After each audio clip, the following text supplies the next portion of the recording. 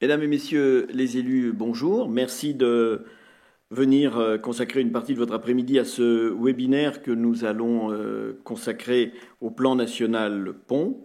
Je suis heureux de vous accueillir au nom de l'AMF. Je suis le directeur général de l'AMF, Éric Verlac. Et ce plan national pont, c'est évidemment un programme stratégique qui est piloté par le CEREMA, dont je rappelle que la présidente est une des membres des instances de l'AMF, Marie-Claude Jarraud, maire de Mont-Solémine. Et ce plan a pour vocation à soutenir nos communes et nos intercommunalités dans la gestion et la rénovation de leurs ouvrages d'art. On peut faire d'ores et déjà, mais je pense que beaucoup d'entre vous l'ont déjà fait, un constat sans équivoque, c'est que le bloc communal, commune plus intercommunalité, assume aujourd'hui la responsabilité d'un peu plus de 65% du réseau routier national, soit plus de 700 000 kilomètres de voirie.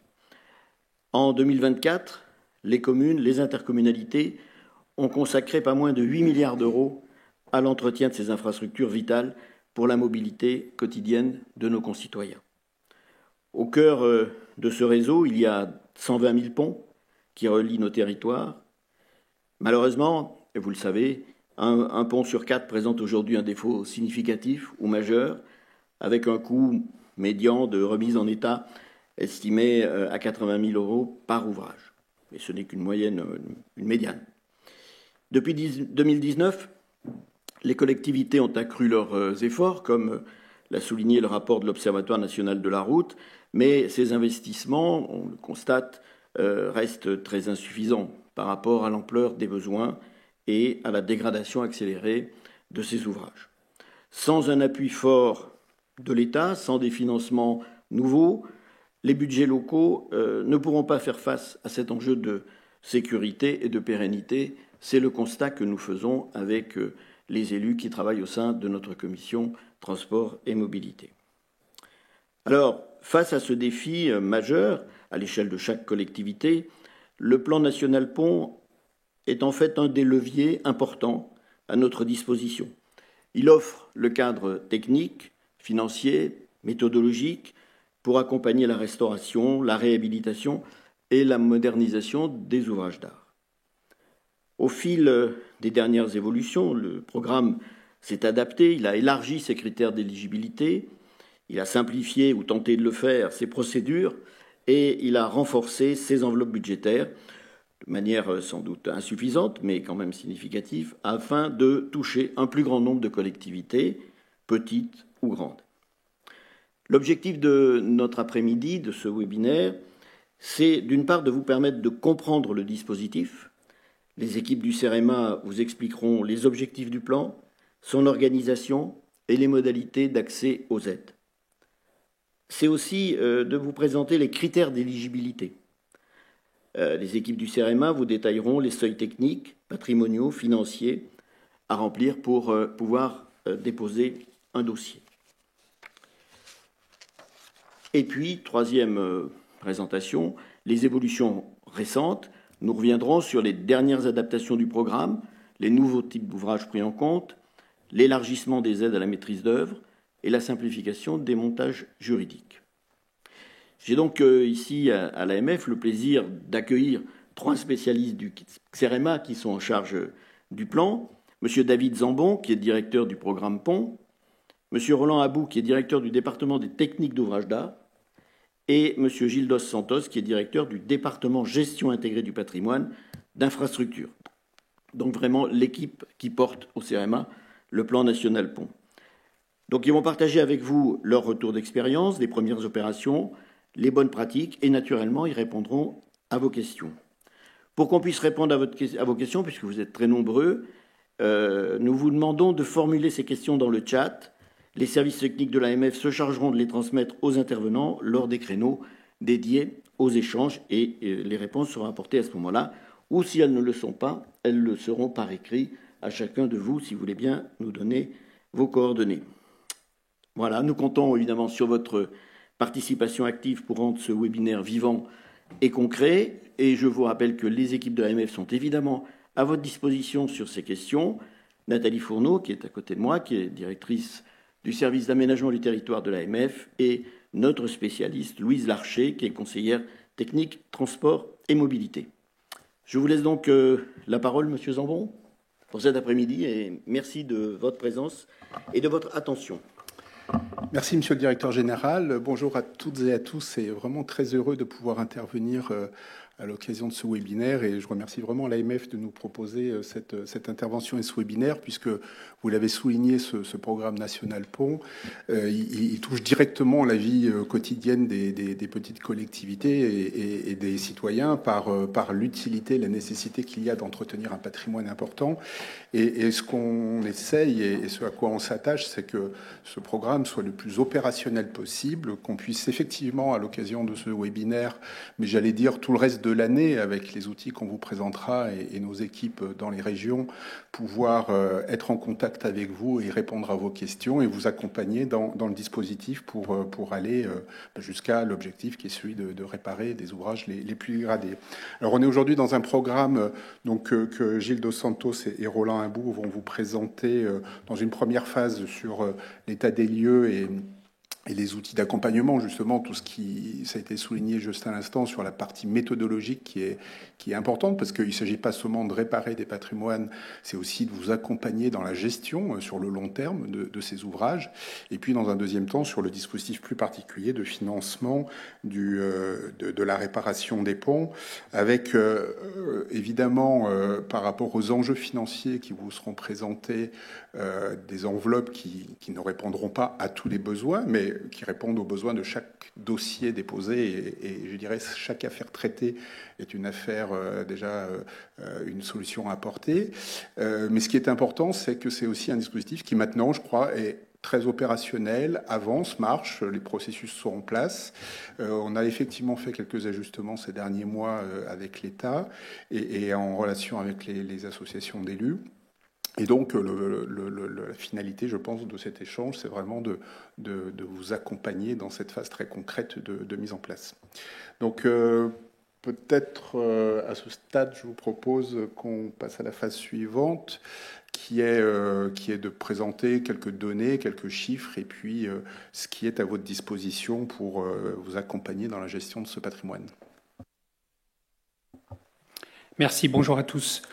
Donc il nous est apparu utile de vous présenter quelques chiffres, quelques données du programme national Pont qui montrent l'ampleur de ce programme et du travail qui a été accompli depuis l'année 2021, date de début du programme. Alors comme je vous le disais, donc c'est un programme de très très grande ampleur qui s'est initié en 2021, qui faisait suite donc notamment à deux événements dramatiques, qui étaient l'effondrement du pont de Gênes en Italie et celui de Mirepoix dans le Tarn, qui s'est suivi par donc une action très intense du Sénat pour dégager un certain nombre de financements pour lancer un grand programme pour recenser et évaluer donc les ouvrages communaux et en particulier les ouvrages des communes les plus petites de France. Donc ce programme s'est traduit par un appel au volontariat des communes qui voulaient adhérer pour donc effectuer ce diagnostic. Donc aujourd'hui, ce sont près de 15 000 communes qui sont bénéficiaires du programme national Pont, qui a connu un premier volet qu'on appelle le PNP1 jusqu'en 2023 et un deuxième volet, fruit du succès du premier volet. Donc près de 15 000 communes de moins de 10 000 habitants sur un total de 31 500, 32 000 communes, ce qui est considérable. Toujours sur la base du volontariat, comme je vous l'indiquais. Ceci a permis de recenser et d'évaluer un nombre très important d'ouvrages, près de 41 000 ponts, et près de 23 000 murs ont été recensés grâce à ce programme. Donc dans cette carte, vous voyez chaque point représentant les communes bénéficiaires du programme national Pont. C'est vraiment un programme de grande ampleur pour les communes donc de moins de 10 000 habitants, qui vraiment a concerné l'ensemble du territoire, que ce soit l'hexagone ou les territoires ultramarins, ce que vous voyez sur cette carte. Alors le programme a bénéficié d'un financement conséquent donc de la part des administrations centrales. Le programme national Pont 1, donc, qui concernait les communes de moins de 5000 habitants, a bénéficié de crédits à hauteur de 40 millions d'euros. Le programme, donc son extension à l'outre-mer, a bénéficié donc de crédits d'1 million d'euros de la part de la Direction générale de l'outre-mer. Et face au succès du programme national Pont numéro 1, des crédits supplémentaires ont été dégagés par l'État, par la Direction générale des infrastructures des transports et de la mer, à hauteur de 50 millions d'euros, puis 20 millions d'euros supplémentaires. Ces crédits supplémentaires étaient destinés non seulement à poursuivre le recensement et l'évaluation des ouvrages et à étendre donc les critères à des communes cette fois-ci de moins de 10 000 habitants, mais aussi à initier la phase d'après, qui est la réparation des ouvrages les plus dégradés qui ont été recensés lors des 2 programmes. Donc tout cela fait un total de 111 millions d'euros. Alors ce programme donc a constitué pour le CEREMA une mobilisation très importante, qu'on qualifie même d'exceptionnelle, vu que toutes les directions du CEREMA ont été mobilisées, que ce soit les directions territoriales donc en France métropolitaine, mais aussi notre direction territoriale en Outre-mer, des directions techniques bien sûr et des directions support. Au plus fort du programme, ce sont près de 150 agents du CEREMA qui ont été mobilisés pour donc suivre le travail des bureaux d'études sur le terrain, orienter, répondre aux questions des communes, orienter le travail et ensuite rendre compte donc de l'état de ces ouvrages. Ce programme a été aussi l'occasion d'un véritable partenariat avec le secteur privé. Donc ce sont près de 30 bureaux d'études qui ont travaillé pour diagnostiquer les différents ouvrages, visiter les communes et recenser même ces ouvrages, étant donné qu'il y a beaucoup de communes où nous ne savions pas en y allant combien d'ouvrages, quels étaient ces ouvrages et où ils étaient situés. Alors quel est le bilan donc en 2025 de ce programme national Pont, donc recensement et diagnostic des ouvrages. Donc comme je vous le disais, le programme est toujours en cours, il est en train de se terminer. La phase diagnostique, naturellement, va se finir fin 2025. Et on peut d'ores et déjà dresser un premier constat que vous voyez sur la slide qui s'affiche, sur l'état des ouvrages, des ponts et des murs des communes de moins de 10 000 habitants. Donc pour résumer, on constate donc en analysant toutes les diagnostics qui ont été effectués que près de 25% des ponts présentent des défauts structurels significatifs ou majeurs. Près de 50% des ponts ont un état moyen et 25% sont considérés en bon état. En ce qui concerne les murs, donc c'est 14% des murs de soutènement qui présentent des défauts structurels, avec un pourcentage d'ouvrages de murs en bon état qui est supérieur, de l'ordre de 40%. Ce que le diagnostic a permis aussi de déterminer, c'est que près de 2000 ouvrages présentaient des problèmes de sécurité immédiate dus à la structure de ces ouvrages, ce qui a amené à faire des préconisations de fermeture ou de diminution de circulation, de limite de tonnage sur ces ouvrages. Voilà, nous avons aussi fait une première estimation donc, du budget nécessaire pour réparer ces ouvrages, que l'on estime à 3,3 milliards pour les ponts et les murs dégradés, donc diagnostiqués par le programme national Pont. Je précise bien ceux qui ont été diagnostiqués sur la base des 16 000 communes volontaires, ce qui veut dire que pour les 32 000 communes, le chiffre est beaucoup plus important.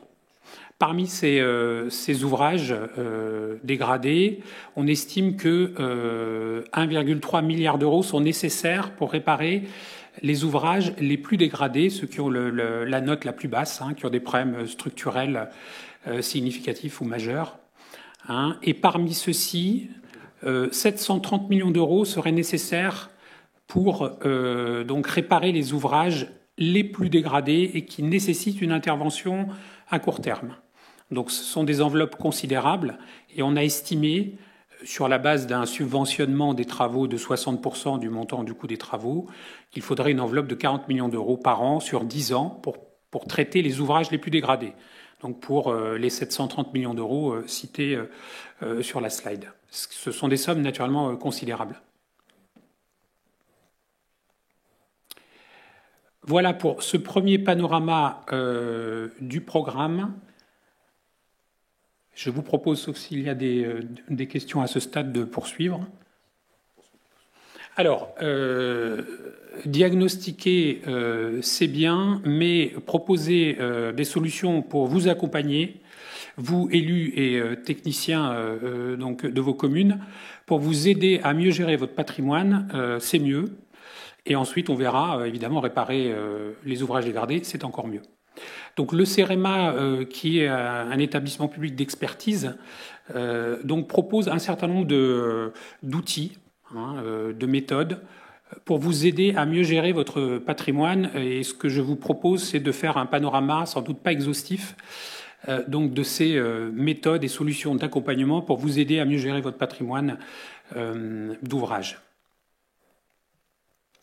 Alors, le programme national Pont a permis donc de remettre pour chaque ouvrage un carnet de santé de l'ouvrage, qui est un document très simple, comme les carnets de santé de notre jeunesse, qui simplement décrit, est un document très simple vous permettant de suivre donc la gestion de vos ouvrages. On trouve une description de l'ouvrage, son état de référence issu d'un diagnostic du PNP ou hors PNP, la traçabilité des actions de surveillance et de maintenance, et les préconisations et la programmation des actions à engager.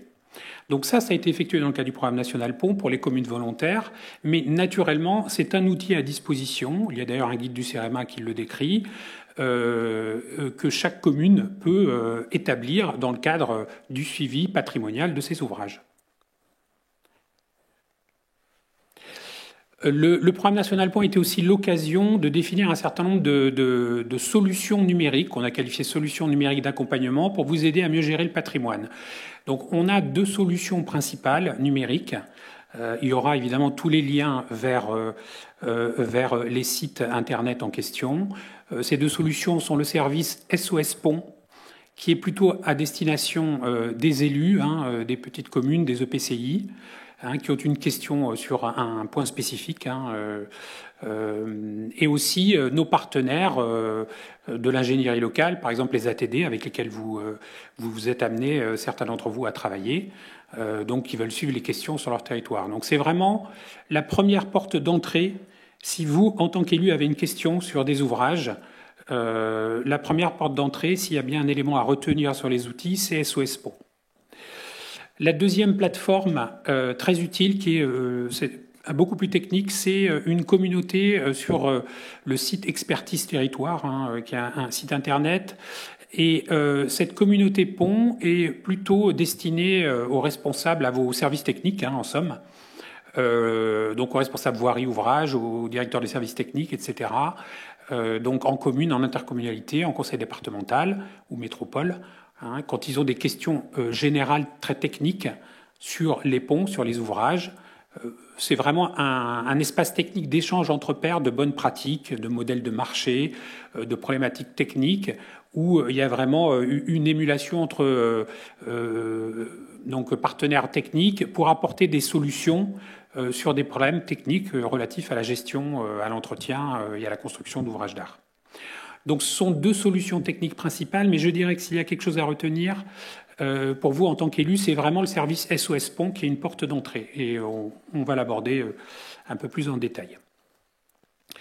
Alors, quels sont les objectifs du service SOS Pont ? C'est écrit sur la slide, c'est un service numérique gratuit pour vous guider dans l'entretien et la rénovation des ponts communaux.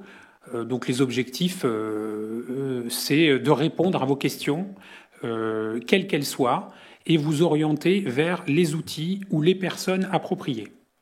Ça peut être des questions relatives, par exemple, aux démarches, comment faire pour réparer un pont, comment faire pour diagnostiquer.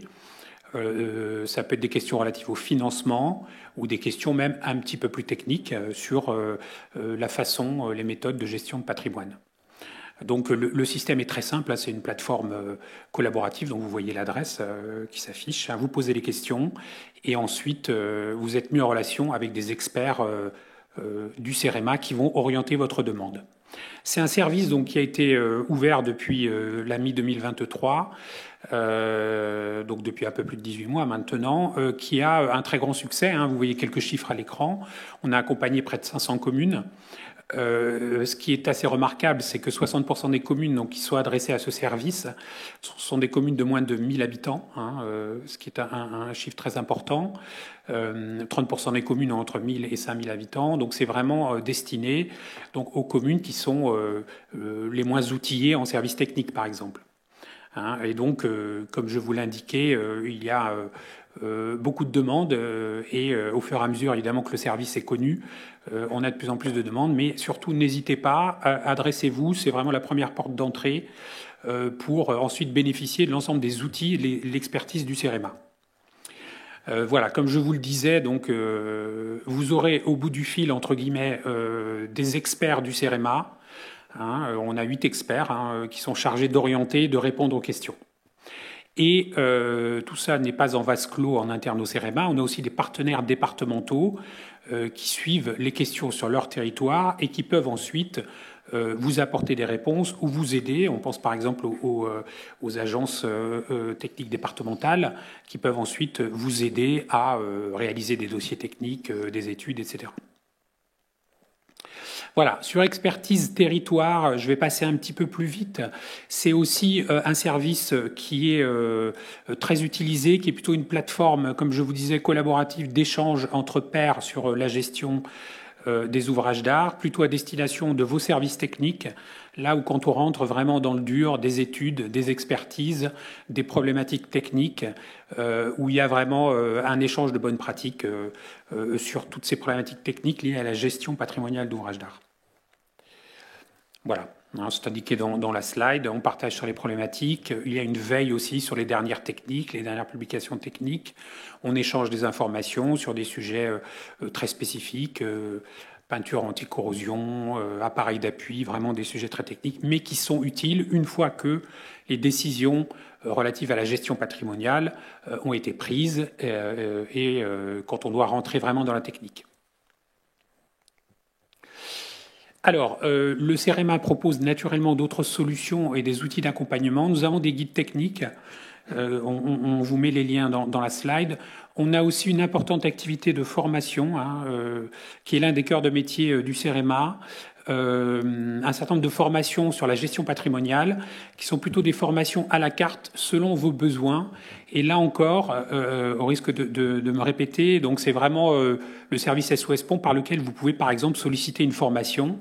On a récemment fait une journée de sensibilisation à la gestion patrimoniale d'ouvrages d'art auprès de l'association des maires de la Corrèze. C'était une formation entre guillemets montée sur mesure à la demande de l'association locale. On a un certain nombre de formations catalogues, mais aussi des formations sur mesure en fonction de vos besoins d'élus.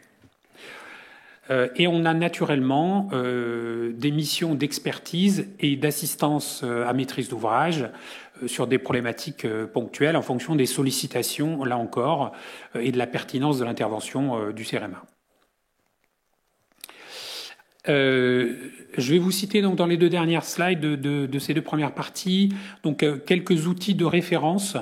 Donc sur la gestion de vos patrimoines d'ouvrages d'art, ponts et murs. Donc on a un guide à l'attention des communes concernant la surveillance et l'entretien des ouvrages d'art routiers, donc avec 2 fascicules, et un document, un essentiel sur la gestion des ouvrages d'art, qui est vraiment orienté vers les ponts et les murs communaux, qui vous donne les bonnes pratiques et des préconisations pour une meilleure gestion de ces ouvrages. On a aussi une boîte à outils pour la gestion des ouvrages d'art communaux, dont vous voyez tous donc les références à l'écran. Ce sont des outils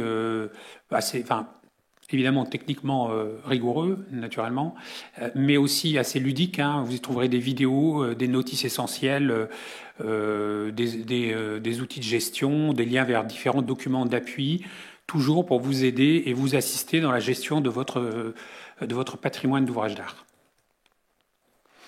Voilà, j'en terminerai par une autre boîte à outils du CEREMA pour cette fois-ci faire du traitement préventif face aux désordres courants sur les ponts. Là encore, un certain nombre d'outils techniques et plus ludique sur les bonnes façons de traiter préventivement les désordres courants des ouvrages d'art. J'ajoute donc cette présentation vous sera diffusée, donc vous aurez tous les liens vous permettant donc d'accéder à tous ces outils. Et encore une fois, la première porte d'entrée, c'est vraiment SOS Pont, où là vous pourrez être vraiment orienté vers la problématique et les personnes ad hoc permettant de les traiter. J'en ai fini pour cette partie. Merci beaucoup. Alors, on va poser une première série de questions. Il y a eu beaucoup de questions redondantes qui ont été faites dans le chat. Et juste pour information, le replay de cette rencontre sera disponible sur le site internet de l'Association des maires de France avec tous les documents qui sont projetés par le CEREMA. Donc, vous pouvez le retrouver sur le site de l'AMF. Alors, dans les questions qui sont redondantes, on a une question sur les ponts qui n'arrivent pas à conventionner dans le cadre de la loi Didier. Voilà, sont-ils éligibles? On a aussi, alors sachant que des questions, vous aurez les réponses dans la suite de la présentation. On a aussi une question sur la définition d'un pont, finalement, qu'est-ce qu'un pont? Aussi une question sur les ponts qui font moins de 2 mètres, qui sont du coup exclus du programme. Et aussi beaucoup de questions, qu'est-ce qui se passe après le carnet de santé? Bon, ça a été dit, mais on va le rappeler. Merci beaucoup. Merci. J'ai effectivement vu que beaucoup de questions que vous nous avez adressées en fait renvoient à la deuxième partie qui est sur le dispositif de financement, et c'est bien naturel parce que on sait que votre préoccupation, c'est celle de mettre en place les financements et les réparations d'ouvrages, et notamment sur le sujet loi Didier, on y reviendra tout à l'heure, puisque effectivement, il y a eu une évolution entre le périmètre qui était celui du recensement, ce qu'a présenté Gilles Dos Santos, où dans la mesure où ces ponts avaient déjà été identifiés dans le dispositif loi Didier, ils n'ont pas fait partie du dispositif recensement-évaluation.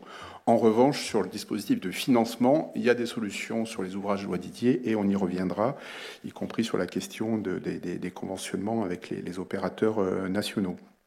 Alors oui, la définition d'un pont, c'est quelque chose qui revient assez souvent, et en fait, on l'a quand même utilisé quand nous avons envoyé les bureaux d'études, la trentaine du bureau d'études sur les 15 000 communes pour faire le recensement. Et ben, ils partaient avec un cahier des charges pour qu'ils fassent le recensement d'ouvrages qui s'appelait un pont et qui, dans une définition technique ou dans une doctrine, s'appelle un pont. Et c'est ça que, puisque ça rejoint la définition des 2 mètres dans la règle française, il y a toujours des effets de seuil. Un pont, c'est un ouvrage qui enjambe quelque chose avec une ouverture qui est supérieure à 2 mètres. Donc, c'est évidemment qu'il peut y avoir parfois des ouvrages qui font 1,90 m, mais bon, si le bureau d'études l'a recensé, ça rentrera dedans. On a des capacités d'appréciation. Il n'empêche que souvent, en dessous de cette taille, c'est plus un pont, c'est un ouvrage hydraulique. C'est une buse, c'est un système d'assainissement. Et c'est important. Alors, évidemment, quand il y a un ouvrage défaillant et qui passe sous une route et qu'il faut le réparer, la question, elle est la même. Mais quand il s'agit ensuite de se poser toutes les questions sur la méthode, la doctrine technique, les solutions opérationnelles qu'il faut mettre en place derrière, on n'est plus tout à fait dans le même champ. Parfois, on n'est plus tout à fait dans les mêmes gestionnaires non plus de ces ouvrages. Donc, effectivement, la définition technique d'un pont, il suppose une ouverture supérieure à 2 mètres. Et donc, voilà, je sais qu'on a régulièrement des questions sur des ouvrages qui font un petit peu ce seuil, mais on y reviendra aussi tout à l'heure parce que, puisque notre question, c'est celle de faire des travaux de réparation, une des questions, c'est mais si le pont fait 2 mètres après travaux, alors qu'avant travaux, il faisait moins de 2 mètres, c'est souvent une évolution qu'on peut intégrer. Là, on regarde la définition la plus intéressante et la plus favorable pour apporter le financement, c'est donc celle après travaux qui compte sur la définition. Je reviendrai finalement sur les derniers éléments de Gilles Dos Santos. Qu'est-ce qu'on fait suite à la réception d'un carnet de santé et comment le CEREMA peut vous accompagner, etc.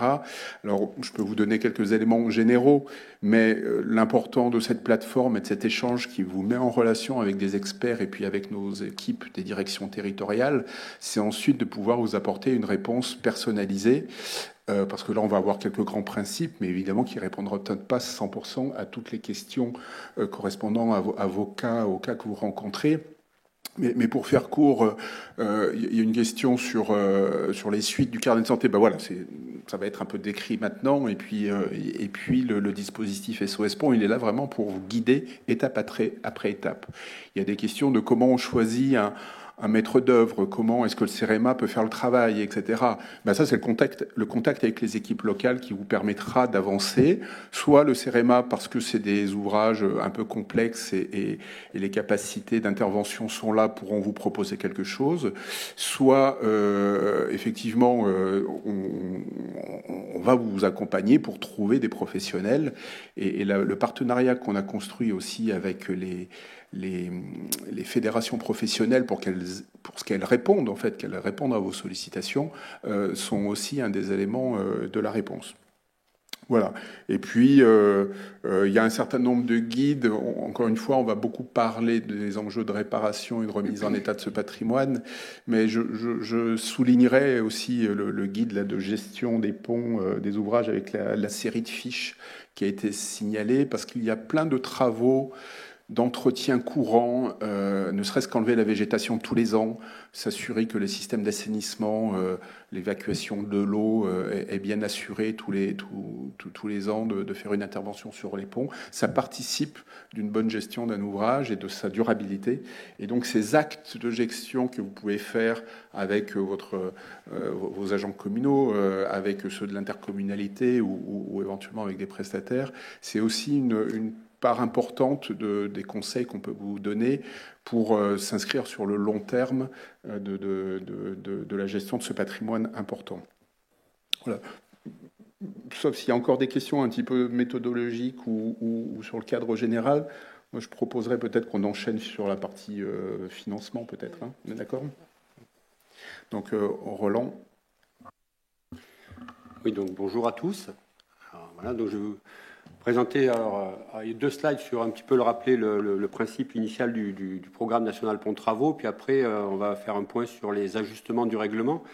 Voilà, donc déjà quelques slides. Les objectifs du PNP Travaux, donc c'était de subventionner les ouvrages donc les plus dégradés, donc ceux qui sont classés 4 et qu'on a vu donc pour lesquels on a estimé à peu près 740 millions d'euros de besoins.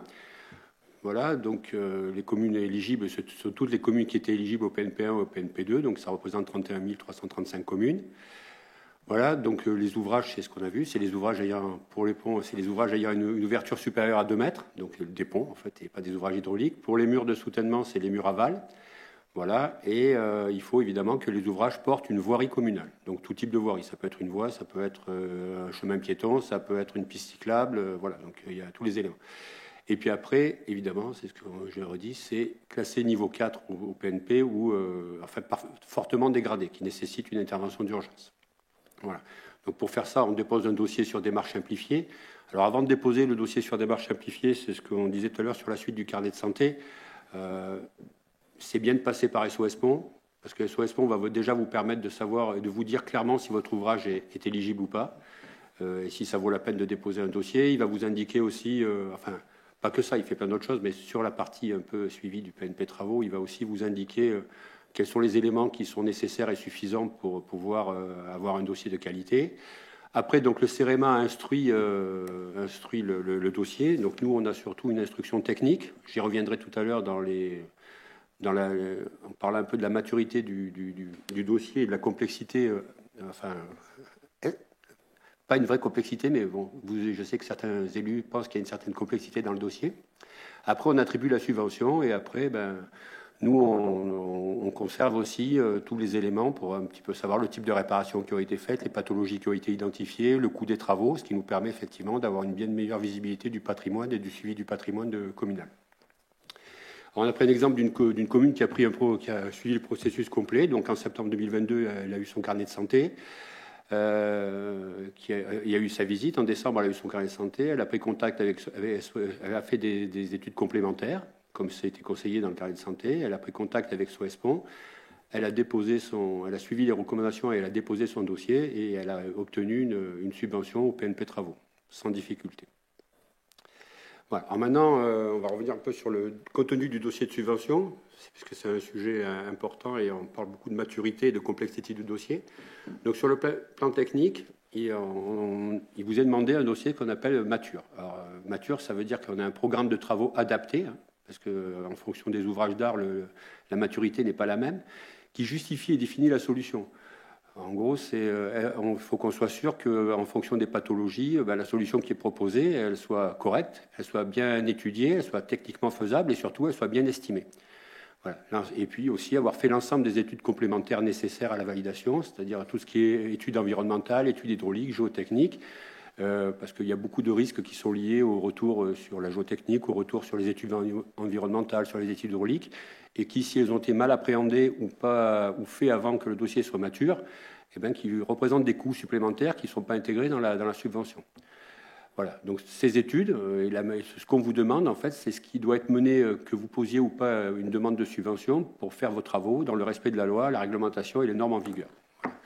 Donc, en conclusion, la maturité des dossiers est essentielle à la sécurisation de l'investissement.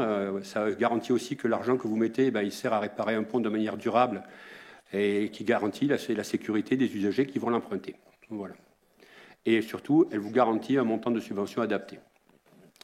Alors maintenant, suite à ça, on va vous expliquer un petit peu pourquoi on a modifié le règlement. Bon, alors déjà, je ne vais pas revenir sur le sujet, parce qu'on en a dit. Le programme travaux est plutôt un succès. Pour l'instant, il fonctionne bien. Il a créé une vraie dynamique dans l'engagement des acteurs locaux, donc que ce soit les élus communaux, mais que ce soit aussi les ingénieries privées, les ingénieries publiques, comme les associations, les agences techniques départementales, et plein de gens qui s'intéressaient pas à ce sujet, qui s'y intéressent aujourd'hui. Donc globalement, à ce jour, on est à plus de 710 dossiers ouverts sur démarche simplifiée, 506 dossiers qui ont été déposés, 510 ce matin, voilà, presque 440 ouvrages qui ont été traités, et aujourd'hui 232 attributions à ce jour pour 26 millions, et donc la commission qui aura lieu cette semaine va attribuer 2 millions supplémentaires, donc on sera à 28 millions. Voilà, et donc globalement, aujourd'hui, on est à peu près à 115 000 euros de subvention moyenne, et le taux demandé de 56%. Et donc, c'est un programme qui fonctionne puisque 85 communes ont entamé leurs travaux et 41 ouvrages sont aujourd'hui parfaitement réparés. Alors après, comme tout programme, il était nécessaire de retenir compte des retours d'expérience, en particulier des remontées des élus. Hein. On est très attentif aux remontées des élus et aux différentes questions que vous nous posez, aux différentes remarques que vous faites, alors que ce soit directement par les élus communaux, que ce soit par vos sénateurs, ou que ce soit par des questions posées au gouvernement de temps en temps. Voilà. Et donc, l'objectif, c'est d'ajuster le programme au mieux pour vous aider à rénover durablement votre patrimoine et votre patrimoine d'ouvrages d'art. Alors, je ne vais pas revenir sur tous les ajustements qui ont été faits, on va surtout revenir sur ceux qui vous intéressent le plus. Donc, le fameux traitement des ouvrages de franchissement de moins de 2 mètres d'ouverture. Voilà. Donc, en fait, c'est ce qu'a expliqué M. Zambon tout à l'heure.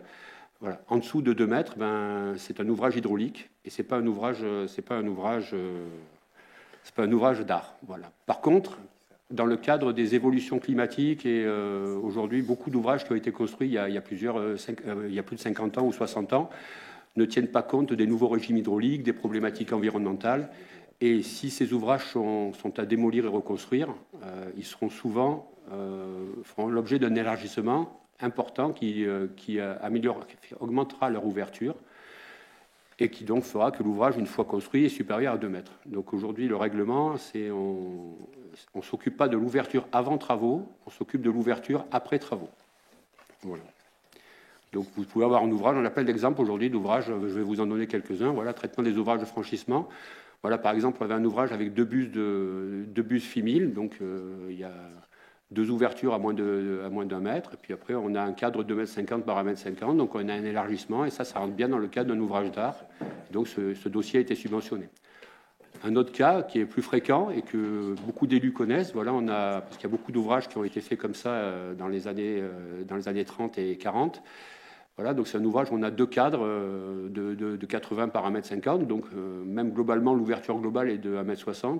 Après étude hydraulique et après étude de réparation, on va passer sur un cadre de 2,50 m par 1,50 m, et donc cet ouvrage a été subventionné et est bien considéré comme un ouvrage d'art. Voilà. Après, il y a une deuxième évaluation sur le montant estimé des travaux. Alors là, on n'a pas répondu à toutes les attentes, parce qu'il y a beaucoup de questions sur pourquoi un seuil à 40 000 euros. Donc, globalement, aujourd'hui, il s'avère que sur les ponts, sur les 450, enfin, sur les 500 dossiers qu'on a reçus, tous les travaux structurels sont supérieurs à 40 000 euros. Quand on a des travaux inférieurs à 40 000 euros, sur les ponts, je parle, ça veut dire que soit ils ne sont pas structurels, soit ils ne sont pas suffisants, soit ils ont été mal estimés. Voilà. Donc, il faut se poser les bonnes questions et savoir, quand on a 10 000 euros de réparation, est-ce que c'est une vraie réparation structurelle? Voilà. Par contre, pour les murs, c'est un peu différent parce qu'on peut avoir un mur avec une très bonne étude, une vraie réparation structurelle qui a une surface faible et qui donc peut être un coût inférieur. Donc, on a décidé de garder le seuil de 40 000 euros pour les ponts et de réduire à 20 000 euros pour les murs. Voilà, donc quelques exemples. Un exemple, par exemple, ici, on a à peu près l'ouvrage qui est le moins coûteux en réparation. Donc, c'est une voûte qui n'est pas donc, ni démolie, reconstruite, qui fait 4 mètres par 5 mètres, donc c'est une petite voûte, avec des travaux simples de réparation. Il y a une étanchéité, un rejointement, un traitement des affouillements. Donc, il n'y a pas de tirant, il n'y a pas de traitement spécifique en dehors de ça, il n'y a pas de grosse reprise de maçonnerie. On est quand même sur un coût de 50 000 euros. Voilà. Donc, si vous êtes à moins de 50 000 euros en réparation, c'est que souvent, vous ne faites pas des réparations structurelles. Et alors, sur les ouvrages un peu plus complexes, alors, là, on a un exemple d'ouvrage qui répond aux deux critères. C'est un ouvrage qui faisait de la buse fait 1,60 m initialement. Donc, elle est démolie et reconstruite. Elle est remplacée par un cadre en béton armé de 2 mètres par 1,50 m, qui sont les dimensions minimales. Et là, on est sur 90 000 euros de travaux. Voilà. Donc, globalement, sur de la réparation sur ouvrage voûte, là, on est plutôt à entre 2 000 et 3 000 euros du mètre carré. Sur du neuf, on est à peu près entre 4 000 et 5 000 euros du mètre carré. Donc, ça justifie un petit peu les critères de choix par rapport au montant des travaux. Voilà. Alors, après, les ouvrages de rétablissement, donc les ouvrageries par Didier, ce qu'a dit David Zambon il y a 5 minutes. Donc, initialement, ils étaient exclus du programme national pont 1 et 2. C'est ce qu'a expliqué M. Zambon par rapport au fait qu'ils avaient déjà été recensés.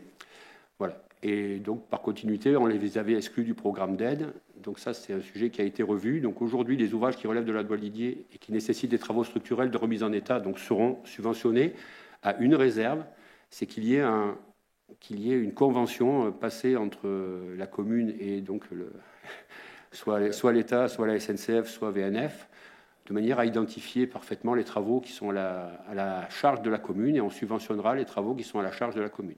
Alors cette convention, elle est importante, pas uniquement pour les travaux, mais aussi pour le suivi et la gestion dans le temps. Parce qu'après, il y a beaucoup d'ouvrages aujourd'hui qui sont dans un état un peu dégradé parce que personne ne savait trop qui devait l'entretenir, le maintenir. Voilà. Donc si on répare un ouvrage et qu'on met des sommes conséquentes pour réparer un ouvrage, parce que souvent les ouvrages qui franchissent des voies navigables sont assez importants, et que personne ne s'en occupe derrière et que personne n'entretient, on risque d'arriver à des solutions, dans 15 ans ou 20 ans, à avoir de nouveau des problèmes.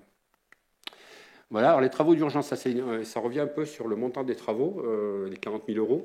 Souvent, dans les éléments qu'on a et les communes qui nous envoient des dossiers à moins de 40 000 euros, souvent, on se rend compte que c'est des réparations non structurelles, des petites réparations, et souvent, c'est des réparations de mise en sécurité immédiate qui nécessitent, on met des enrochements, on met des protections, et ça, ce n'est pas des travaux structurels. Par contre, c'est vrai que ça peut être embêtant pour la commune, parce que si elle estime qu'elle les fait et qu'elle n'a plus droit à une subvention parce qu'elle a commencé les travaux, c'est embêtant, et si elle ne les fait pas, c'est embêtant.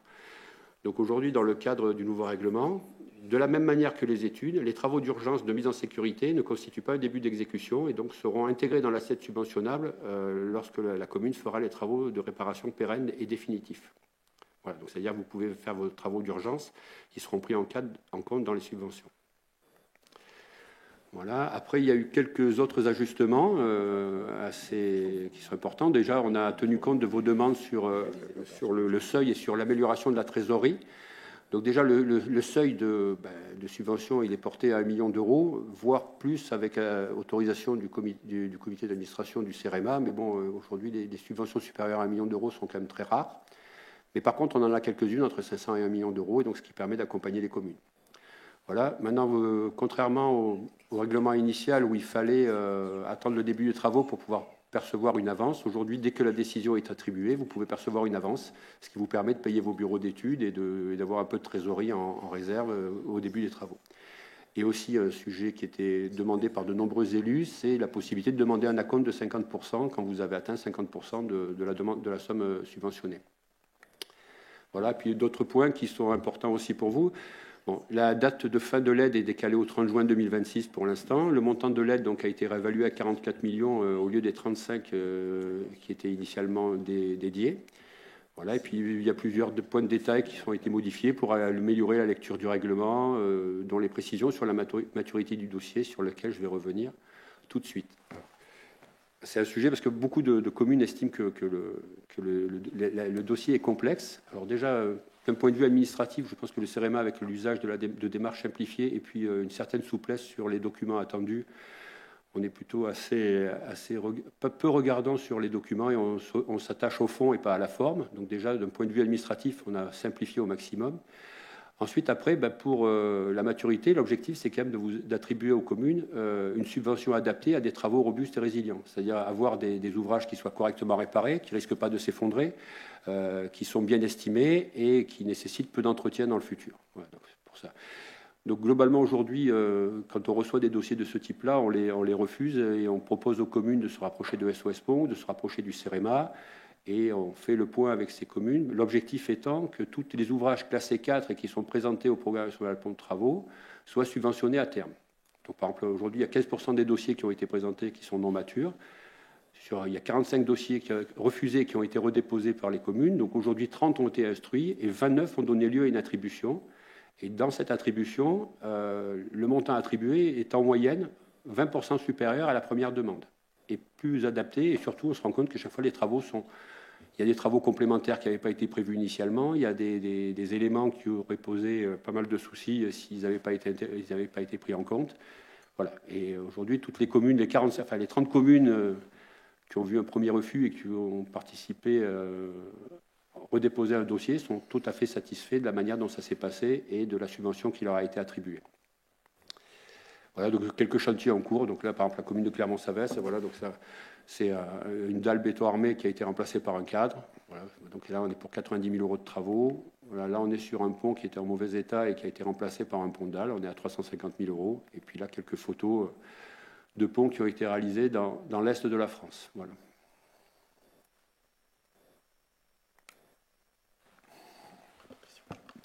Merci beaucoup pour cette présentation. On a eu beaucoup de questions. Alors, vous avez répondu dans le cadre de votre intervention, mais il y a des questions principalement sur les délais, finalement, pour obtenir cette subvention. Est-ce que vous arrivez à donner une fourchette dans les délais ? D'autres questions aussi, en raison parfois d'absence de réponse du CEREMA, savoir qui la commune doit recontacter ou l'intercommunalité doit recontacter pour relancer le dossier. Et une dernière question aussi, si dans le cours, s'il y a une évolution en fait de l'état des ponts dans le cours du programme, est-ce qu'il peut y avoir une révision des subventions ? Voilà. Bon, il y a peut-être une question sur l'interlocuteur quand l'intercommunalité est compétente en la matière. Comment une commune peut se manifester entre guillemets auprès du CEREMA pour alerter sur l'état de son pont ?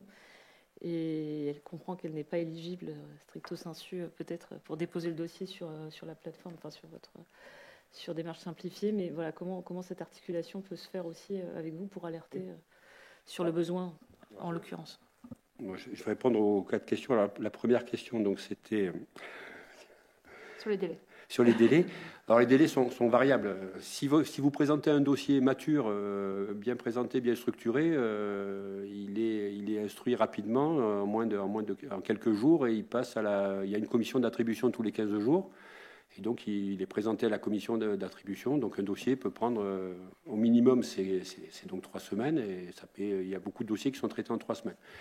Si votre dossier est totalement inéligible, c'est traité rapidement. Par contre, quand on a des dossiers où il y a des compléments demandés, parce qu'on ne refuse pas obligatoirement tous les dossiers. Et on vous pose beaucoup de questions, on vous demande des compléments, parce que quand on estime que le dossier est quasiment mature, mais qu'il ne reste pas grand-chose, et là, ça dépend un peu de vos réponses, ça dépend un peu des retours qu'on peut avoir, et donc ça peut durer jusqu'à 4-5 mois ou 6 mois selon les retours de la commune. Sachant que nous, quand ça dure un peu longtemps, on propose aux communes de dire on rejette et puis vous faites vos compléments d'études et vous revenez derrière. Donc ça dépend un peu du choix des communes. Il y a des communes qui nous disent oui, on rejette et on traite différemment et on redépose un dossier. Puis il y a des communes qui nous disent non, je vais avoir un retour rapide de mon étude géotechnique. Et donc à ce moment-là, les dossiers sont traités en 6 voire 7 mois pour certains. Mais c'est un extrême. Oui, c'est un extrême. Il y a une seule commune qui a dépassé les 6 mois et en accord avec les élus. Voilà. Le délai moyen, c'est 3 mois. Voilà. Et le délai, quand tout va bien, c'est 1 mois, et quand tout va mal, c'est 4 mois. Voilà. La seconde question, c'était sur quand il y a une absence de contact avec le CEREMA, qui on peut relancer pour... Alors, quand on vous refuse, dans la plupart des cas, quand les dossiers sont non matures, je ne parle pas des dossiers inéligibles parce qu'ils sont classés 2, parce qu'on répare que des garde-corps. Voilà, là, je parle des dossiers éligibles qui sont non matures. Dans 90, voire 95% des cas, les directions territoriales prennent contact avec la commune pour leur expliquer pourquoi on refuse le dossier, quels sont les éléments manquants et quelles sont les démarches à suivre pour pouvoir présenter un dossier de qualité. Alors on les oriente vers SOS Pont, on les oriente vers les ATD locales, on échange avec leur bureau d'études quand ils ont des bureaux d'études sur quels sont les manques. Et toutes ces communes redéposent un dossier normalement dans les 2 ou 3 mois. Et tous ces dossiers qui ont été redéposés, à l'exception d'un seul, ont tous vu une subvention leur être attribuée. Voilà. Donc nous, on rentre en contact avec vous. Et si vous avez vraiment des difficultés, vous pouvez contacter, parce que des fois ça peut nous arriver de ne pas prendre contact avec vous. Vous pouvez écrire sur PNP Travaux et vous pouvez vous poser des questions sur SOS Pont. On répondra à toutes les questions. Il n'y a pas de... une adresse mail. On a une adresse mail PNP Travaux, voilà, je ne me rappelle plus, crma.fr. Voilà, qui fonctionne bien. On a beaucoup de questions et qui fonctionne aussi dans le suivi des subventions. C'est-à-dire quand vous voulez déposer une demande d'avance, quand vous voulez tout ça. Donc on suit de près. Cette boîte mail est scrutée tous les jours. Voilà. Et puis, vous pouvez aussi utiliser la messagerie de démarche simplifiée quand on vous refuse, en nous disant, pour nous demander pourquoi on vous a refusé. Et puis, nous, on vous met en contact, souvent, on vous met en contact avec les directions territoriales qui vous expliquent quelle est la problématique et pourquoi le dossier a été refusé et qu'est-ce qu'il faut faire pour que le dossier soit accepté. Sachant que chaque fois, c'est garantir la robustesse et l'estimation financière de manière à ce que vous ayez une subvention adaptée.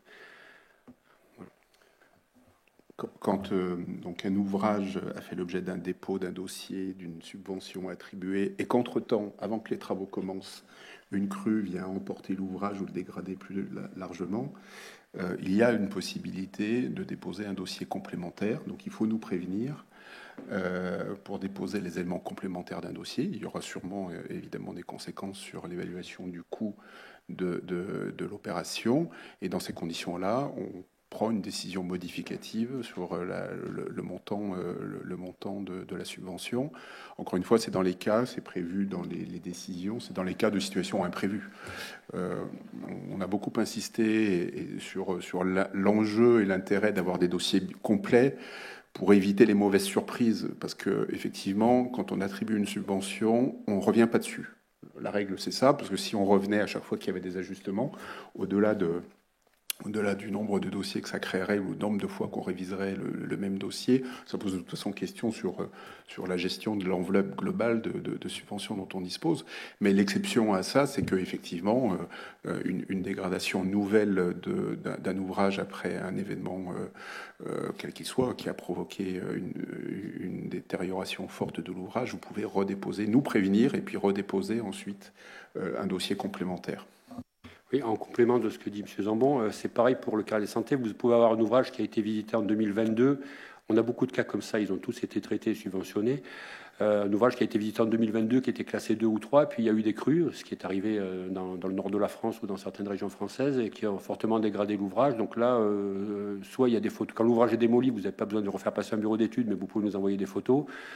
Ou soit, s'il y a des dégradations qui nécessitent une intervention d'un bureau d'études, ils peuvent intervenir. Et à ce moment-là, même si initialement le carnet de santé était à 2, on regarde l'état du pont au moment où vous déposez le dossier. C'est pour ça qu'on vous demande des photos, c'est pour ça qu'on vous demande une analyse, de manière à ce qu'on s'assure que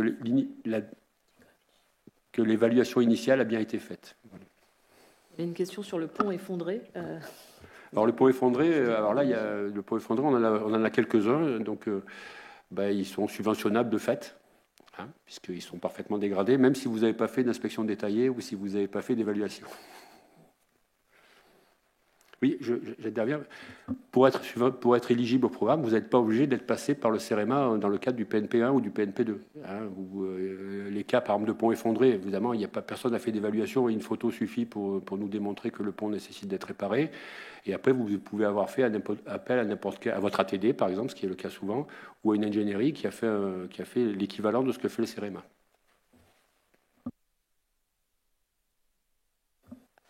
Il y avait une question aussi qui concernait la gouvernance. Si c'est l'intercommunalité qui est compétente, comment les communes peuvent vous contacter si jamais il y a une carence qui est réalisée du côté de l'intercommunalité? Est-ce qu'il y a une possibilité d'alerter les services SOS Pont ou le CEREMA? Oui, alors déjà on peut par SOS Pont, par la boîte mail PNP Travaux. Oui, parce que c'est vrai qu'aujourd'hui, quand c'est une communalité qui est maître d'ouvrage, même si la commune est propriétaire, puisque c'est obligatoirement la commune, on subventionne une commune éligible qui est propriétaire, alors c'est l'intercommunalité qui effectivement présente le dossier et gère les dossiers.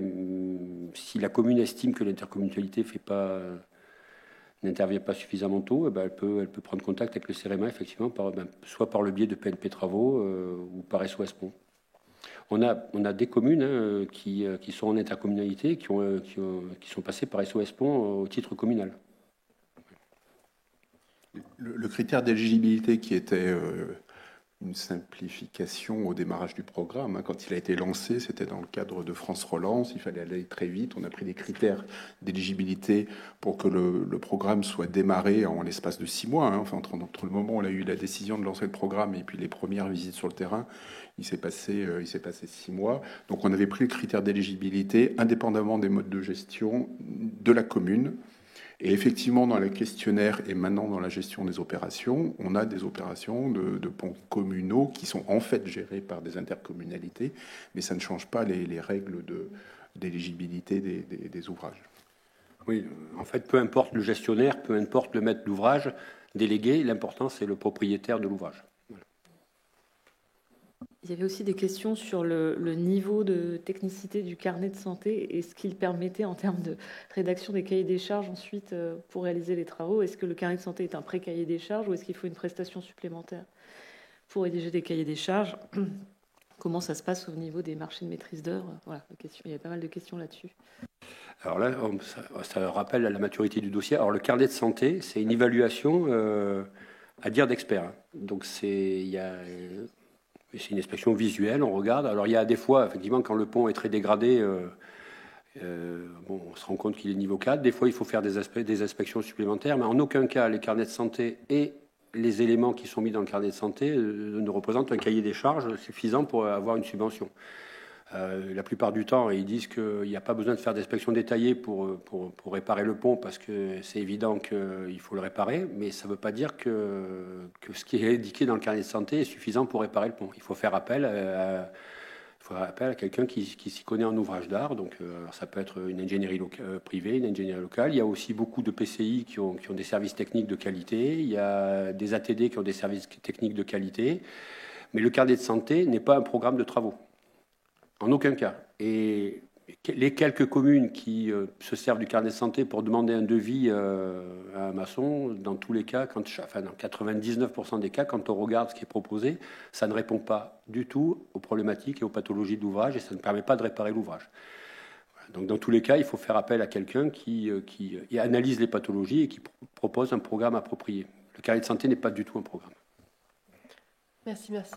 Est-ce que vous pouvez nous rappeler combien il reste dans l'enveloppe, s'il vous plaît, et aussi nous rappeler la date limite de dépôt des candidatures? Alors la date limite, c'est le 30 juin 2026. Et aujourd'hui, on en est, ce que je vous disais, il y a 44 millions et on en est à 28 millions attribués. Et on est sur à peu près 1,5 million à 2 millions attribués chaque mois. Alors, on est dans une gestion au fil de l'eau de l'enveloppe, c'est-à-dire les dossiers sont traités dans l'ordre d'arrivée à partir du moment où ils sont complets, comme l'a décrit Roland Aboud. Le rythme actuel de dépôt de dossier, le montant moyen de subvention, etc., nous laisse penser que l'enveloppe disponible aujourd'hui permettra de couvrir toute l'année 2025, peut-être les tout premiers mois ou premier trimestre de 2026, mais c'est à peu près l'ordre de grandeur. Donc La question, je suppose que derrière la question, il y a celle, entre guillemets, de l'urgence à déposer son dossier pour s'assurer qu'on est dans les clous et qu'on obtiendra la subvention. Vous avez bien compris que l'objectif étant qu'une fois la subvention attribuée, les travaux soient engagés rapidement, plutôt que de bloquer des enveloppes qui ne seraient pas utilisées parce que les études n'auraient pas été faites de manière complète, parce que des autorisations administratives n'auraient pas été délivrées, etc. Donc il ne s'agit pas de pénaliser le collectif par rapport à des projets qui n'auraient pas été déposés avec toutes les pièces nécessaires. Donc effectivement, l'important, c'est quand même que votre dossier soit déposé avec sa complétude. On n'est pas encore dans une logique de décompte du temps sur le dépôt et le risque de ne plus entrer dans l'enveloppe. Il y a évidemment des débats et des discussions. Le CEREMA est opérateur du programme, donc le financement, c'est celui de l'État. Et les discussions sur le budget 2026 intègrent cette problématique de la poursuite d'un programme et de son financement. Mais ça, on attendra la décision sur les budgets 2026 pour pouvoir confirmer les enveloppes disponibles à l'avenir.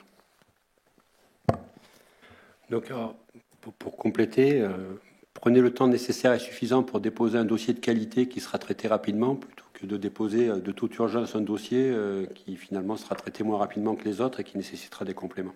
Vous avez largement le temps de déposer un dossier de qualité. Juste pour rappel, le montant des subventions couvre quoi exactement? Parce que ça revient, je pense qu'il y a un besoin de pédagogie sur ce que permet de couvrir cette subvention.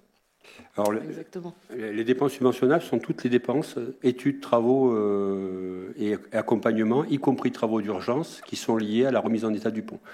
Donc, ce que j'expliquais tout à l'heure, s'il y a des travaux d'urgence qui ont été faits en amont, avant toute étude, ils seront pris en compte. Tous les coûts d'études, que ce soit les études, la maîtrise d'œuvre, les coûts d'AMO, si vous payez un ATD, toutes les études hydrauliques, géotechniques nécessaires et suffisantes, tous les bureaux d'études, et puis tous les travaux, et puis tous les accompagnements aussi, les publicités pour lancer d'appels d'offres sont prises en compte. Voilà, toutes les dépenses qui sont en lien avec la réalisation des travaux, y compris s'il faut mettre une passerelle provisoire. Voilà, tout ce qui est ouvrage provisoire aussi est pris en compte. Voilà. Il n'y a aucune limite du moment que c'est lié aux travaux.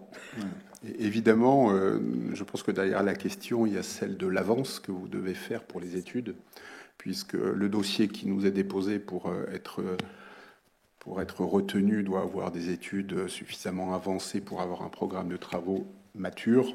On dit ça rapidement pour pas revenir sur toutes les définitions.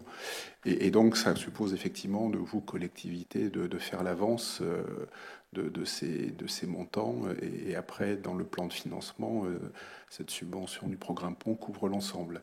Je pense que, de risques, entre guillemets, d'études très approfondies pour à la fin se voir opposer un refus, on n'en a vu aucune. Donc, les refus sont ceux, à l'inverse, qui n'ont pas fait les études approfondies. La deuxième chose, c'est que si vous avez effectivement des interrogations sur l'éligibilité de votre ouvrage et des démarches à conduire, etc., c'est aussi l'objet de l'accompagnement personnalisé avec SOS Pont que de répondre à vos questions sur le fait qu'il peut y avoir un doute sur le fait que l'ouvrage soit ou pas éligible. Mais en général, la réponse à cette question, elle est assez rapide.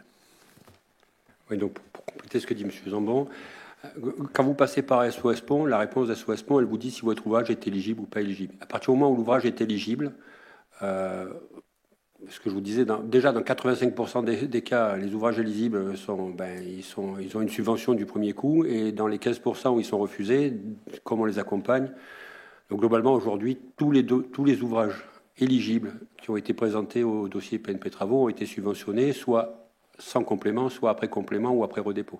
Donc, une fois qu'SOS Pont vous a dit que votre ouvrage était éligible et que vous a indiqué les démarches à suivre, il n'y a pas de risque fondamental sur le financement.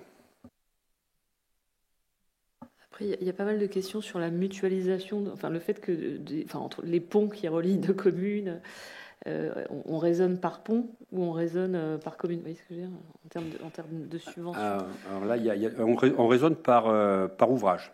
Et ensuite, après, on raisonne par subvention attribuée aux propriétaires. Donc globalement, on a 3 cas qui se présentent. On a 2 cas qui se présentent. On a le cas de 2 communes qui sont donc la commune possède une moitié du pont et l'autre commune l'autre moitié.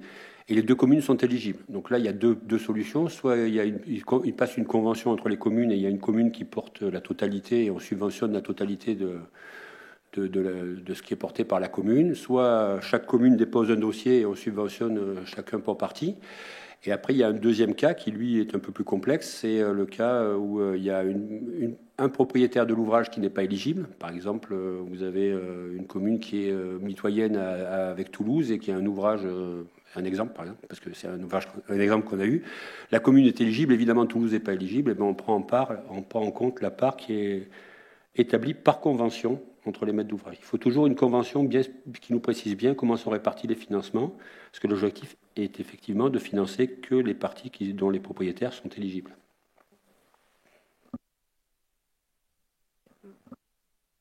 Moi, c'était plus un complément par rapport à une des premières questions qui a été posée lors de ce webinaire sur les ponts loi Didier. Juste pour faire un parallèle sur les positions qui sont tenues par l'AMF, on a bien conscience de la difficulté que les communes rencontrent à conventionner avec la SNCF, VNF, pour conventionner et partager la charge de l'entretien. Et on serait assez intéressé d'avoir des retours, parce que là, on a vu des questions passer sur cette difficulté de convention. Si vous pouvez solliciter les services de l'AMF, je vais vous donner mon adresse mail pour nous faire part de ces difficultés, parce qu'on essaye de pousser cette position côté gouvernement pour encourager, trouver des dispositifs pour encourager SNCF, VNF et l'État à conventionner avec vous, ce qui vous permettrait en plus de pouvoir postuler au programme national pont. Donc ça serait bénéfique pour tout le monde.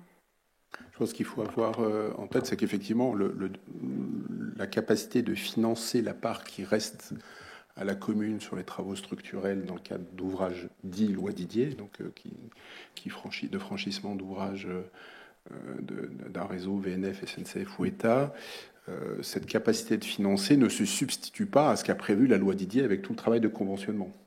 Donc un petit peu dans le même esprit que ce que décrivait Roland Aboud sur un pont partagé entre 2 communes pour savoir quelle est la part relative à une et l'autre commune quand un ouvrage est partagé.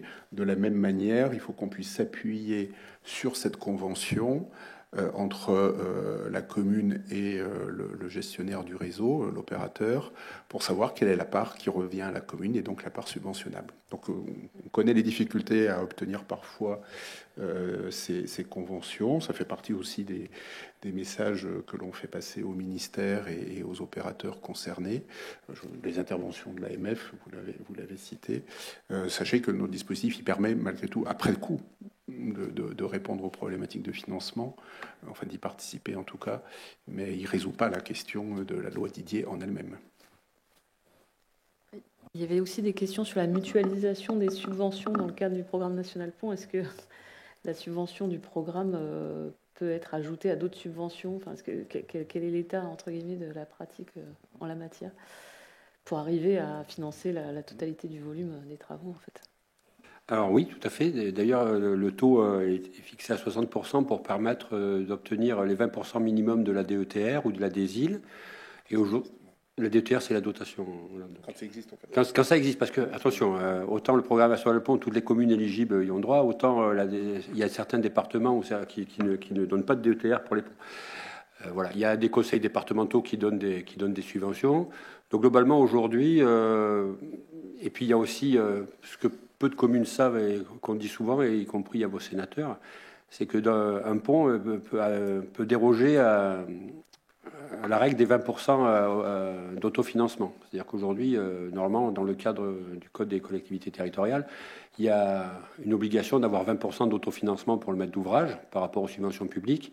Il y a des dérogations qui sont possibles pour les ponts, pour les ouvrages d'art. Donc, ils peuvent être demandés à la préfecture. Et nous, on a l'exemple de communes qui ont été subventionnées à 100%, sans aucune difficulté. Il y a à peu près 50% des communes qu'on accompagne ont aussi une subvention complémentaire. Et globalement, 80%, entre 60 et 80% des communes ont plus de 60% de subventionnement sur leurs ouvrages.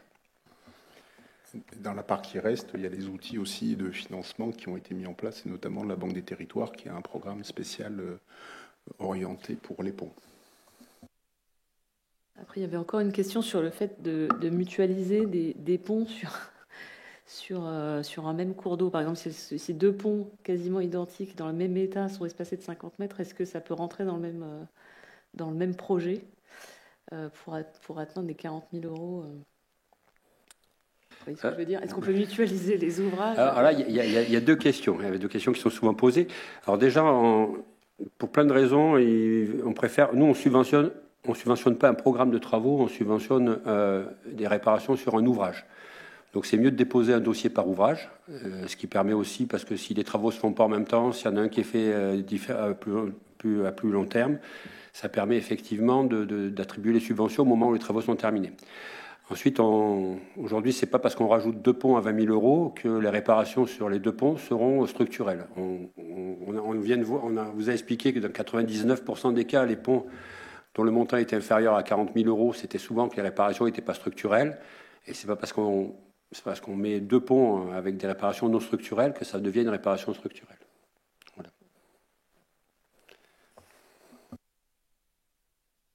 Je peux peut-être citer une expérience qui s'est faite alors dans un département que j'ai oublié, mais dans la logique de mutualisation, c'est celle de la mutualisation de l'ingénierie, bureau d'études. C'est-à-dire qu'il y a eu un groupement de commandes qui a été fait dans un département, la Nièvre, je crois, où plusieurs communes, avec l'appui de l'État en l'occurrence et du département, se sont réunies sur la qualité des dossiers. Il y a des départements et des agences techniques départementales, et puis d'autres où il n'y en a pas qui interviennent sur les ouvrages d'art, qui se sont organisés pour avoir un groupement de commandes autour de la fonction d'études et de maîtrise d'œuvre, diagnostic d'ouvrage, dossier de réparation et programme de travaux.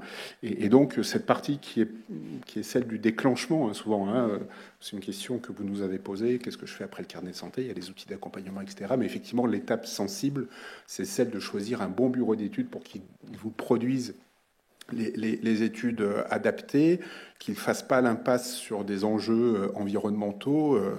Il y a quelques jours, on a un dossier qui pose difficulté parce que les études environnementales n'ayant pas été conduites jusqu'au bout, et bien on se rend compte après coup, après le lancement de l'appel d'offres, que il y avait des chauves-souris avec des processus de protection, etc. Et en fait, sur la subvention qu'on attribue, on peut pas la réévaluer. C'est parce que l'étude en amont n'avait pas été faite correctement. Donc, il est important. Il est important. Et avec SOS Pont, on a aussi tout un annuaire de professionnels qualifiés, entre guillemets, qui sont reconnus par les syndicats professionnels pour leurs compétences et leurs qualifications, pour s'assurer qu'effectivement, cette phase-là, elle soit bien réalisée. Et une des manières qu'on a découvertes il n'y a pas très longtemps dans le département de la Nièvre, ça a été d'organiser un groupement de commandes sur cette fonction-là. Donc ça peut se faire aussi à l'échelle d'un EPCI. Je crois que c'est dans le périmètre d'un EPCI que ça s'est fait. Et voilà, une solution que l'on met à votre disposition également. Justement, quelques exemples. On a beaucoup de PCI qui prennent même pour plusieurs ouvrages, donc ils prennent l'ensemble des ouvrages qui ont été classés 4 pour l'ensemble de leur commune. Donc il y a 4 ou 5 communes qui sont concernées. Et on a des exemples où il y a un maître d'ouvrage un maître d'œuvre qui s'occupe des quatre ouvrages, qui propose des solutions pour les 4 ouvrages. Souvent, c'est les mêmes entreprises qui vont intervenir, mais les communautés de communes nous déposent 4 dossiers. Et nous, on n'a pas de difficulté à subventionner. On a beaucoup d'exemples où les 3 ou 4 dossiers qui ont été déposés ont été subventionnés. Et les subventions, les travaux ne commencent pas tous au même moment. Et donc, les subventions ne sont pas attribuées au même moment. Et donc, si on avait fait un groupement de commandes, la collectivité est obligée d'attendre la fin du dernier pont pour pouvoir toucher ces subventions. Donc, c'est mieux de couper en deux ou de couper en plusieurs, ouvrage par ouvrage.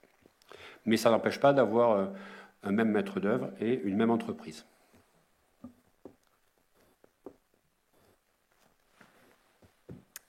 À ce stade, je pense qu'on a écumé toutes les questions. Merci beaucoup. On a aussi eu, on a eu beaucoup de questions, mais on a aussi eu des retours d'expérience positifs avec le programme. Donc, on fait le porte-parole. Et puis, après, il y a des questions plutôt sur l'aspect police. À quel stade on peut considérer que les travaux sont urgents? On doit fermer fermer le pont dans l'attente des travaux de réparation, ce genre de choses. Mais ça, c'est quel est le lien entre le CEREMA et le pouvoir de police en la matière? Alors, dans le dispositif qu'on a déjà mis en place au titre des phases recensement et évaluation du programme national Pont, il y avait une procédure qui était prévue pour les bureaux d'études, qui était que lorsqu'ils détectaient un ouvrage qui avait des problèmes structurels, qui posait des questions de sécurité, ils déclenchaient ce qu'on appelait des mesures de sécurité immédiate, c'est-à-dire d'alerter le pouvoir de police, donc le maire, de la nécessité soit de fermer, soit de limiter le tonnage d'un ouvrage. Alors les questions de sécurité peuvent aussi concerner des garde-corps, c'est-à-dire plutôt pour les piétons sans qu'il y ait des problèmes de structure, mais on ne se substitue pas au maître d'ouvrage. Par contre, on peut avoir un rôle de conseil. Alors le conseil qui peut être celui du bureau spécialisé qui s'est déplacé sur le terrain ou d'un agent du CEREMA qui a connaissance du dossier. Mais c'est vrai que derrière cette question et le relais que vous m'en faites, il y a une question plus générale qui est celle de la surveillance de son patrimoine. C'est-à-dire que dans les dégradations d'un pont, alors on a cité les exemples d'inondations où là, la dégradation et l'évolution de la dégradation, elle est évidente par ce qui se passe. Il y a effectivement des ouvrages qui peuvent avoir une évolution de leur dégradation et se pose la question des modalités de cette surveillance. Et ça, il faut avoir recours à des bureaux de professionnels un peu spécialisés pour qu'ils vous expliquent ou qu'ils vous proposent des mesures de surveillance. Qu'est-ce que ça veut dire que de détecter un début de fissuration d'un ouvrage et que cette fissuration, elle est évolutive ou pas évolutive, et comment on la détecte, cette évolutivité, et dans quelle mesure, à un moment, à partir d'un certain seuil, ça peut conduire à devoir mettre en place des mesures de limitation de circulation, par exemple, de tonnage, etc. Donc les mesures de surveillance font aussi partie de cette politique de gestion, on l'expliquait aussi dans l'entretien courant annuel d'un ouvrage. Voilà, c'est à chaque fois un peu du cas par cas. C'est une des difficultés de notre métier. C'est pour ça aussi et de vos responsabilités, c'est pour ça aussi qu'on renvoie régulièrement à des enjeux de professionnels qui aient des compétences qualifiées sur le sujet, parce que derrière, finalement, ce qui fait un peu notre quotidien, c'est-à-dire des ponts qu'on traverse tous les jours et qu'on croise tous les jours, il y a quand même une technicité derrière et une manière dont les ouvrages évoluent, se dégradent, doivent être entretenus, qui ne s'improvise pas complètement. Et voilà. En tout cas, ça peut faire partie aussi des questions. Vraiment, toute question qui vous passe, dont vous avez besoin d'une réponse ou d'un éclairage, etc., n'hésitez pas à utiliser la plateforme d'échange, parce que celle de comment organiser une surveillance d'un ouvrage, entre guillemets, qui inquiète, ça peut faire partie des réponses qu'on vous propose. Et c'est d'autant plus important pour les élus que leur responsabilité peut être engagée. Donc cette question de surveillance, de limitation de tonnage, de fermeture, en tout cas pour l'AMF, elle est essentielle, parce que c'est justement pour protéger cette responsabilité qu'on appelle à se tourner vers ce programme et faire appel à vos services.